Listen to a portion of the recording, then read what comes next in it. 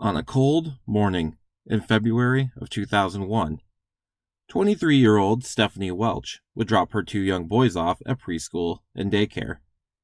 Hours later, her vehicle would be parked at a local mobile home park, and an unknown man would be seen walking away. Stefanie would never be seen again.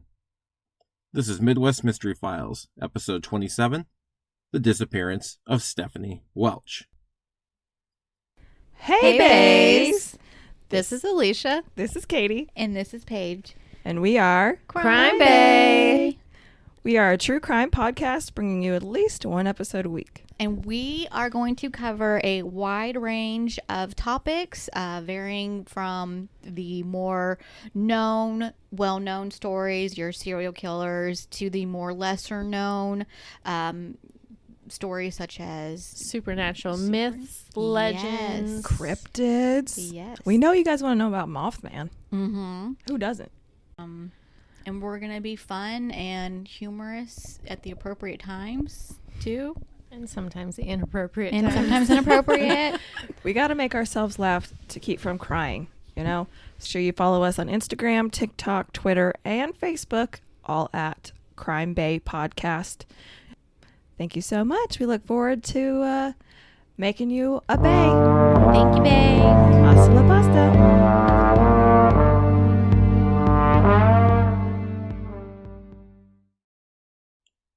Hello, everyone, and welcome to Midwest Mystery Files. I'm your host, Jeremiah, with just a few quick things before we start. Midwest Mystery Files is a true crime podcast focused on missing and murdered cases within the Midwestern region of the United States. I can be found on all major podcast platforms, as well as on YouTube with delayed episodes. Social media and contact information will be listed at the end of the episode.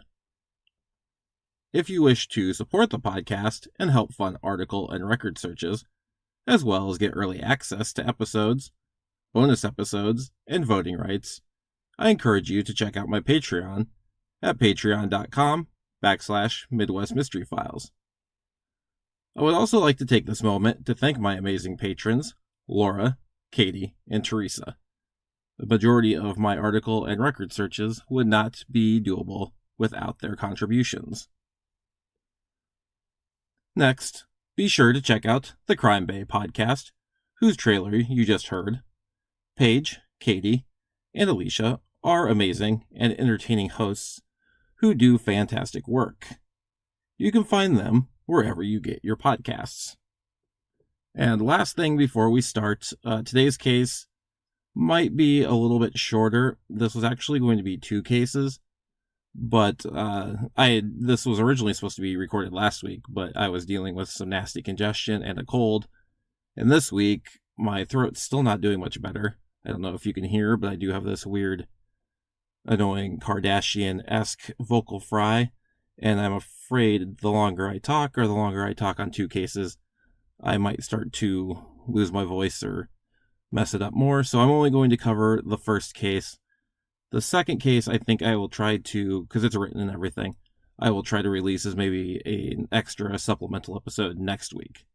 In the meantime, though, if you don't want to wait that long, the case I'm cutting out is on Rachel Pratt, and you can hop over to the Crime Scene and Cupcakes podcast, who I have also played a trailer for in the past. She recently did an episode, Marianne over there recently did an episode with Patrick from Not Adding Up on Rachel Pratt, and it's very informative, so if you don't want to wait for me to release that supplemental episode, I highly suggest you go over and listen to them. I actually suggest you go listen to them anyway, and that's the Crime Scene and Cupcakes podcast. But as I was just talking about, not wanting to lose my voice anymore, we'd best get started. So, with no further delay, on to today's episode. Stefanie Darlene Welch was born Stefanie Peterson on July 1st, 1977, to Jeffrey Peterson and Rhonda Watts Peterson. I do want to note real quick that that is Stefanie with an F, so Stefanie.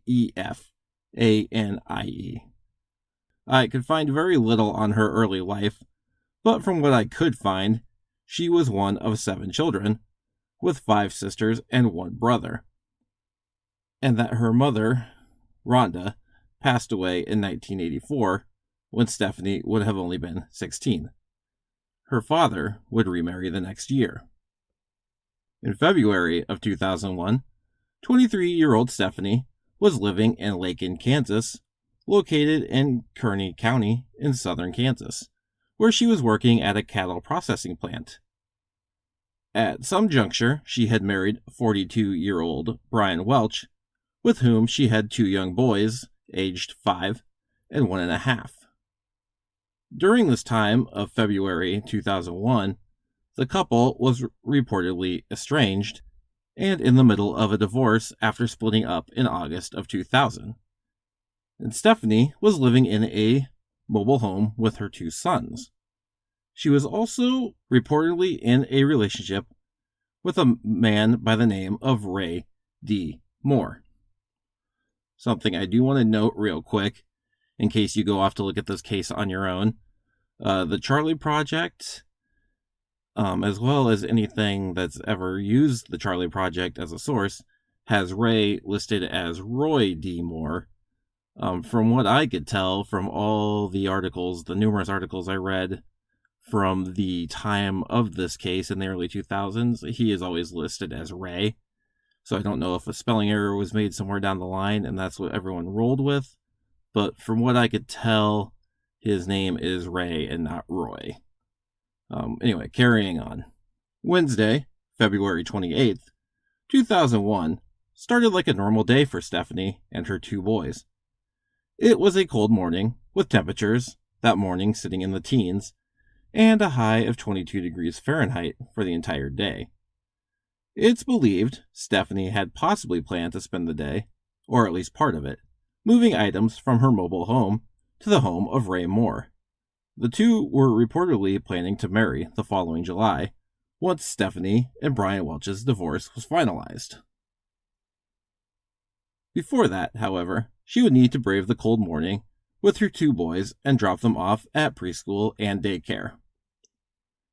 According to an official timeline, Stefanie dropped her older son off at preschool and then her younger son off at daycare at approximately 9:15 a.m.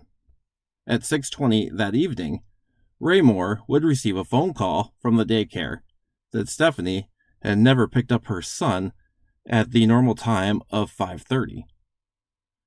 Ray would pick up Stefanie's son, and at 7 p.m., he called the Kearney County Sheriff to report her missing.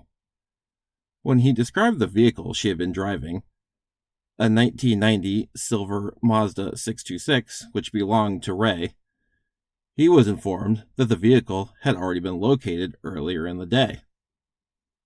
At approximately 12:30 p.m., the vehicle was parked between trailers 4 and 5 in the Pepper Trailer Park, located on Osborne Street in Lakin. Stefanie did not know the occupants of either trailer or anyone else in the park. It was reported by witnesses that a man dressed all in black was seen walking away from the car.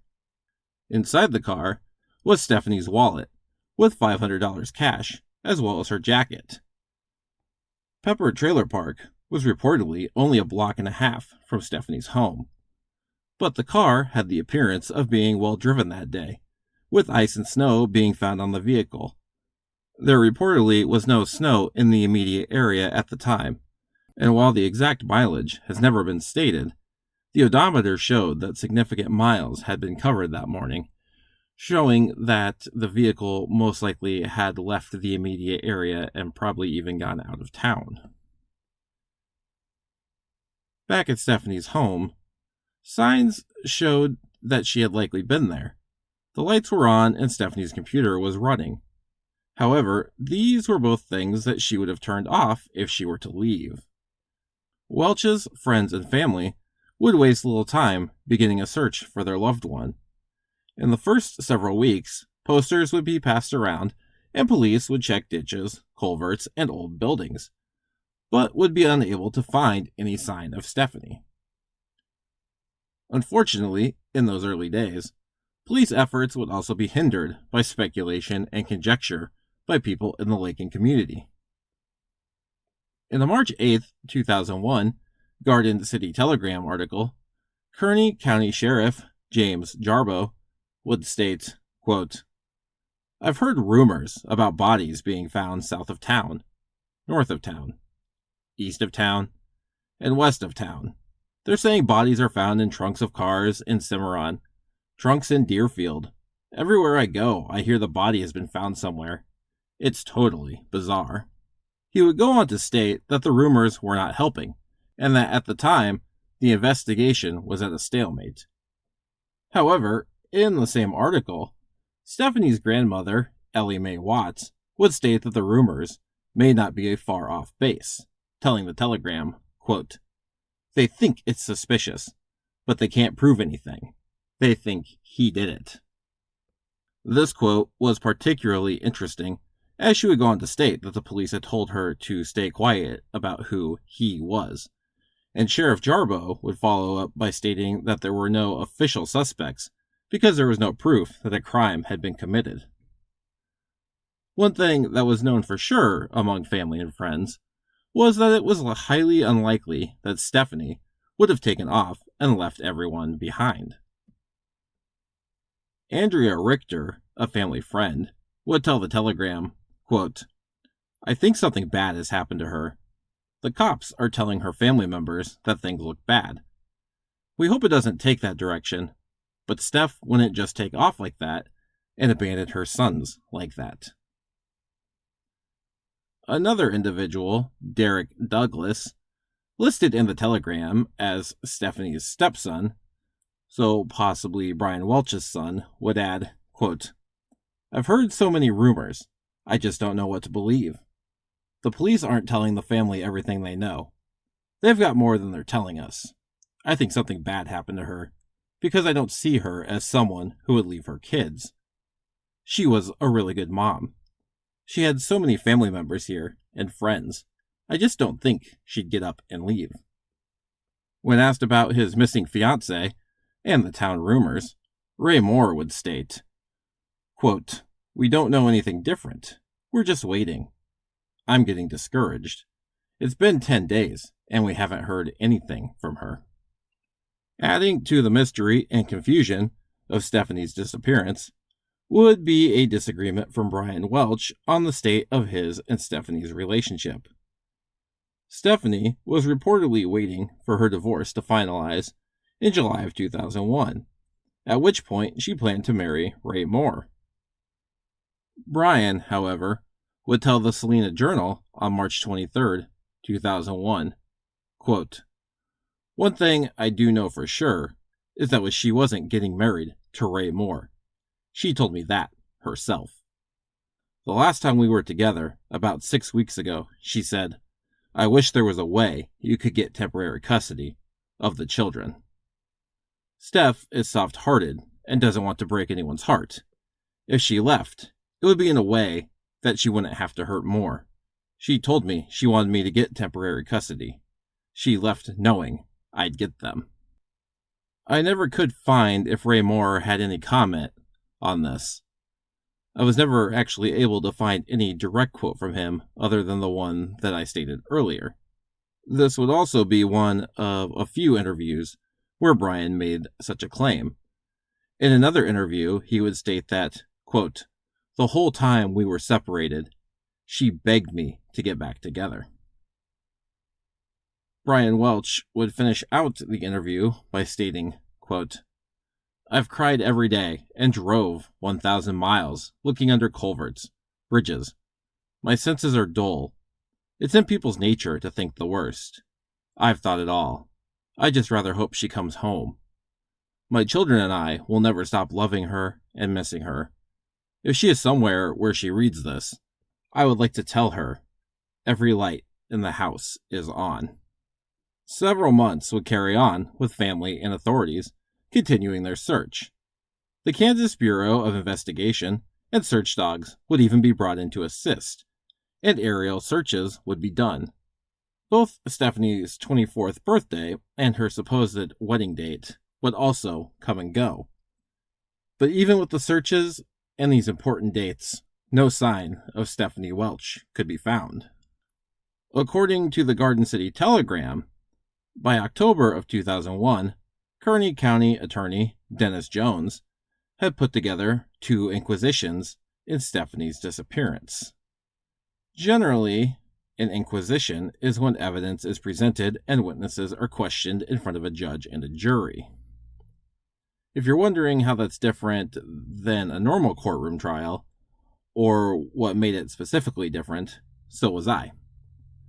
From what I can tell, it's a sort of trial aimed at getting truth through questioning, rather than focus purely on one individual's guilt. Questions will generally be asked by a judge with no prosecuting or defense lawyers present, or at the very most, only a prosecutor present. In this case, Dennis Jones. If someone has a clear definition or explanation, please feel free to email or DM me. Even Google didn't really give me a 100% straight answer. These inquisitions, however, would reportedly bring no new clues or answers. I did find these inquisitions interesting, though, as Kearney County investigators would say from day one that they had little in the way of clues. Aside from Ellie Mae Watts alluding to the press that the cops had an unofficial suspect, little had been said in the way of any persons of interest or evidence. In 2002, however, investigators would begin to loosen up a little on information and give a bleak update when it was announced in March of 2003 that Stefanie's case had been redesignated from a missing persons case to a probable homicide. Detective Daryl Waters, the lead investigator at the time, would tell the Garden City Telegram, quote, "We have enough information from day one that she wasn't coming home. She was away against her will. We had to let time pass in hope that she would come back, but she never turned up." He would say that there is a suspect, and that charges could be filed any day. He would state, quote, "There's a couple of pieces of information we need, and we'll be ready to charge. I have no idea when we'll get it, but we'll have a fairly good circumstantial case. There's a person out there with information, but that person doesn't want to part with it." We looked at people close to her, or friends of a friend. It keeps coming back. There have been a number of people removed from suspicion, but some haven't been removed by their own choosing. Unfortunately, those people would never come clean, and the missing pieces would never fall into place. The last article I could find with any updated information was in 2004, where Kearney County Sheriff James Jarboe would state that there were fingerprints and fibers from the 1990 Mazda Stefanie was driving. The prints and fibers were sitting in a Kansas Bureau of Investigation lab, waiting for the day they may hopefully become of use. The few sources I could find since that time ultimately repeat the same information. And from what we as the public can best tell, there has been little movement since that time. Stefanie's father, and only living parent at the time of her disappearance, Jeffrey Peterson, would unfortunately pass away in 2004, never getting answers to what happened to his daughter. According to some reports, Brian Welch, Stefanie's estranged husband, moved temporarily to Colorado with Stefanie's 2 young boys, though they reportedly returned to Lakin after a short time. Brian Welch passed away in Lakin in 2014, also never receiving answers. According to the 2004 Garden City Telegram article, Ray Moore moved to Oklahoma, and at the time he didn't wish to comment on the case anymore, and only stated that he hoped for closure. As far as people's whereabouts, though, our main focus, Stefanie Welch, with her, we have no reports, no statements, nothing to go on as to where her current whereabouts may be. A young, loving mother drops her children off at preschool and daycare. Only a few hours later, her vehicle is found a block and a half from her home. showing signs of being driven far and wide, even though Stefanie would have no reason to leave town that day. A man who has never been identified is seen walking away from the vehicle, and Stefanie's jacket, wallet, and money is left in the vehicle. Furthermore, she leaves behind a reported fiancé, and most importantly, her 2 children. In 22 years, she has yet to be found, and her case now seems just as cold as the February day she vanished from the face of the earth. In the absence of any more or new information, we're left with some very, very general theories. There's really only ever been 2 possibilities here. Either Stefanie Welch left of her own accord, or she met with foul play. Leaving of her own accord has been viewed as a very unlikely scenario. Stefanie was a dedicated mother, one of which no one believed she would possibly leave her kids behind. Couple that with the fact that she was reportedly set to be married, it seems highly unlikely that she would take off. Although Brian Welch, from what I can interpret from his statements, made it sound like he thought she could have left because she didn't want to break anyone's heart, and she knew the kids would be with him. While possible, this also seems unlikely, because it's been driven home that she would have never left her kids behind. Some might find his statements strange and a little too specific, but I also know I would be doing what I could to rationalize my wife's disappearance were it to happen to me. As far as her meeting with foul play, this seems to be the working theory of investigators, and it's easy to see why. Ray Moore's car, which Stefanie was driving, is parked in a random mobile home park a block and a half away from her home. Stefanie doesn't know anyone in the park. The car appears to be well traveled for what Stefanie had planned that morning, having more miles than it should have and being covered in snow and ice. Stefanie's coat, and it's a cold day, is left in the car, as well as her wallet with $500. And most importantly, a man dressed in black, who was not Stefanie, is seen leaving the area. Furthermore, the lights and computer, things Stefanie would have shut off, were left on in her home, as if she left unexpectedly. Her vehicle and money being left behind are telling signs for me. You need money to leave, and $500 is a good chunk of change to have on hand. Why would you leave it behind, even as a distraction?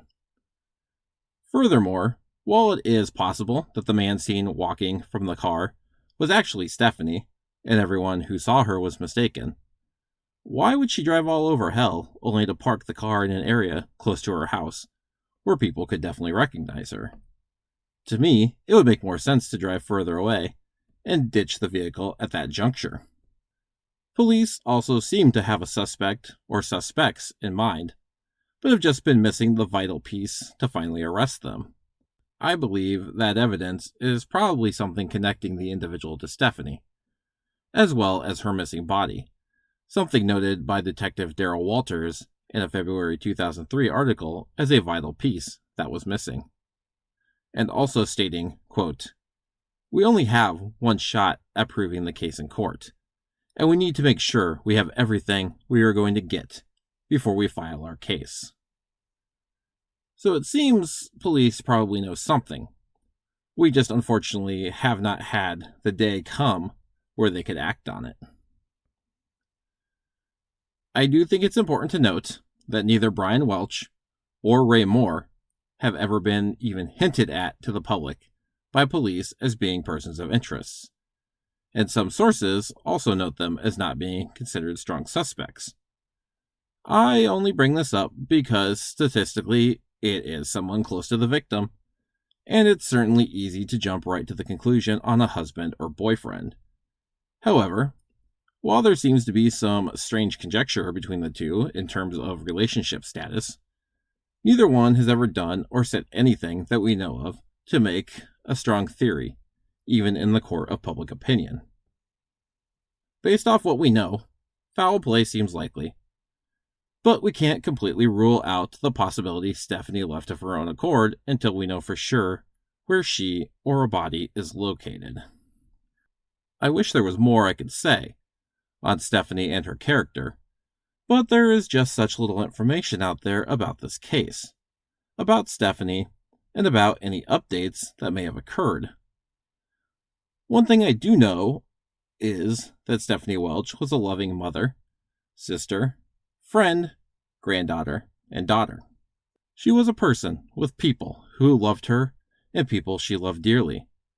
Some of those people have unfortunately passed on, but some remain, including her sons, who never had a chance to have a real life with their mother, nor her with them. And that's why it's important that we keep Stefanie's story alive. There hasn't been much reporting on her case over the years, so I strongly encourage you to either share this podcast or any sources you may decide to look into on your own. It's never too late to keep the lost ones' stories alive and perhaps kickstart someone's memory.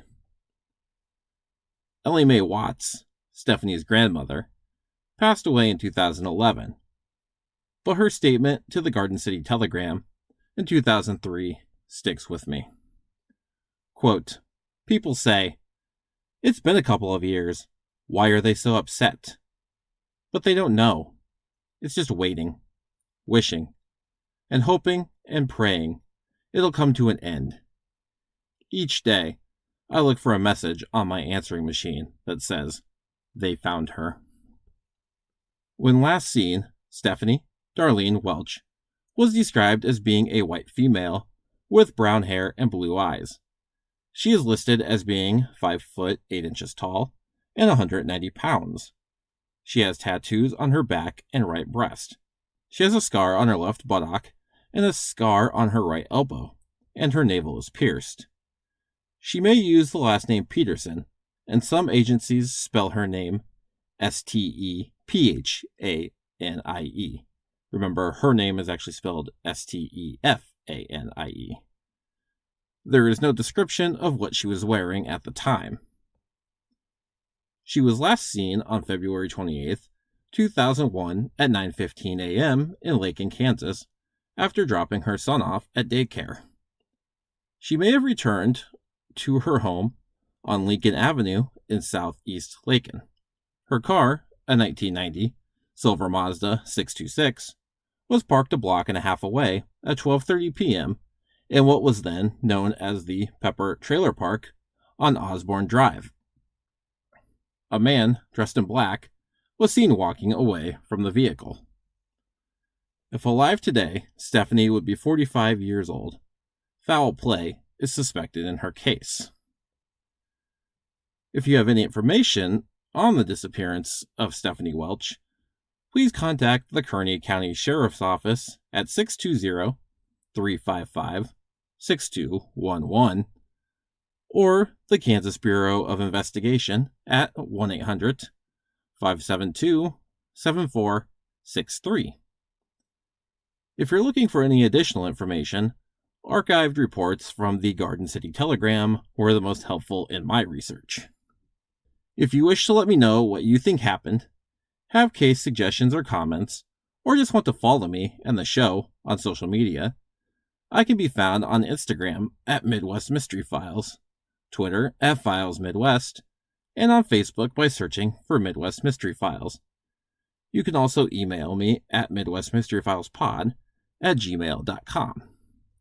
I do also post photos and sometimes links relevant to each case on social media, mainly on Facebook and Instagram. Lastly, if you're listening on Apple Podcasts, Spotify, or Good Pods, feel free to rate and review the show. This helps make the show more visible in searches and, more importantly, brings attention to the cases I cover, especially the unknown, lesser-known cases like Stefanie Welch's. Thank you to all who have done so already. And then, like I said, guys, today was kind of a shorter case. There was actually a second one that was supposed to go along with this, but I wasn't sure if I could make it through recording both of them.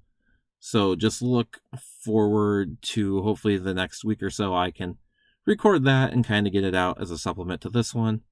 In the meantime, like I said, be sure to check out the Crime Scenes and Cupcakes episode on that case, which is Rachel Pratt. Otherwise, like I said, I'll hopefully have mine out sooner rather than later. But until then, take care, everyone, and I will see you all next time.